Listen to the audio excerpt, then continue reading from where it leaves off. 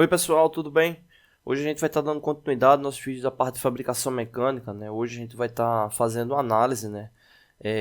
De um processo de torneamento completo, né? Levando em consideração o planejamento e execução e os cálculos, né? Envolvendo os parâmetros técnicos, né? A serem selecionados, né? Aí durante a execução do mesmo, né?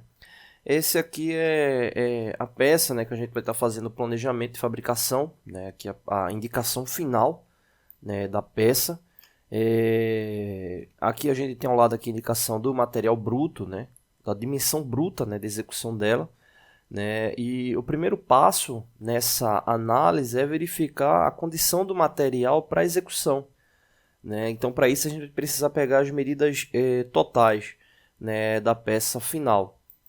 Medidas totais, entenda-se que são as medidas maiores, né, no caso aqui levando em consideração o comprimento, né, e o diâmetro dela, né, o maior diâmetro e o maior comprimento, né, ou o comprimento total da peça.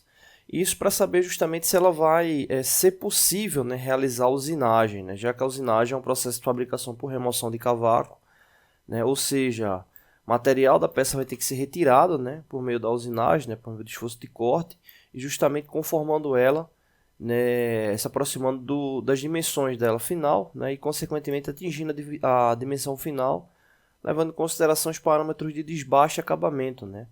Lembrando que parâmetros de desbaste levam em consideração a aproximação da medida final da peça, né, sem atingir ainda os parâmetros de acabamento, né, ou seja, de condição final, superficial nem dimensional, né? Então, as sequências de usinagem elas normalmente ficam divididas dessa etapa, né?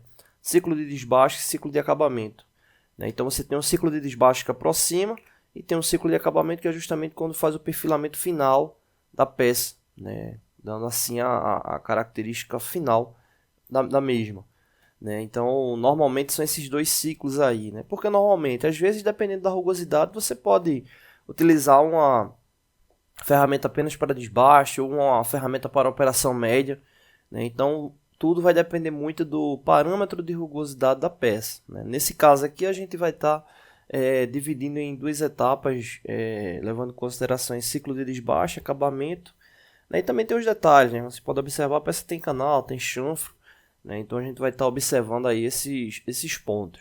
Bom, primeiro detalhe aqui só para confirmar, né? A gente pode observar aqui que o diâmetro maior da peça é 45 mais um décimo, né? Ou seja, se é 45 mais um décimo significa que a medida final desse diâmetro ele vai poder variar de 45,00 até 45,1, né? Aí a oscilação final, né? E o comprimento final aqui, né? Ele é de 73 mais 5 centésimos, né?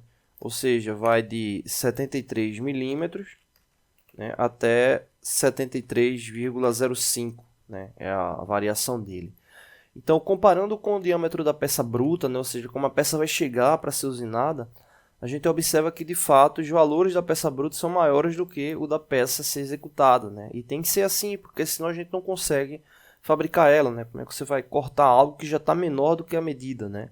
Então o diâmetro aqui da peça bruta é 2 polegadas, né? 1 polegada equivale a 25,4, consequentemente 2 polegadas equivale a 50,8 milímetros, né? E o comprimento aqui 90 milímetros, né? Então você pode ver que os dois valores são maiores, né?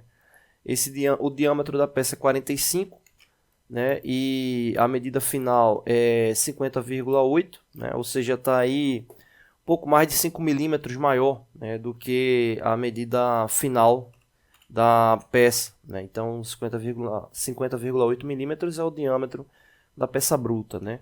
Quanto ao comprimento, o comprimento total dela é 73, né? E o da peça bruta é 90, né? Ou seja, está aí 17 milímetros maior, né? E para ser retirado durante o processo de usinagem. Tá bom? A gente vai estar fazendo essa série de vídeos, né? Falando sobre esse passo a passo aí de execução e dos cálculos. Não deixe de se inscrever no canal, toda semana tem vídeo novo. Valeu! Oi pessoal, tudo bem?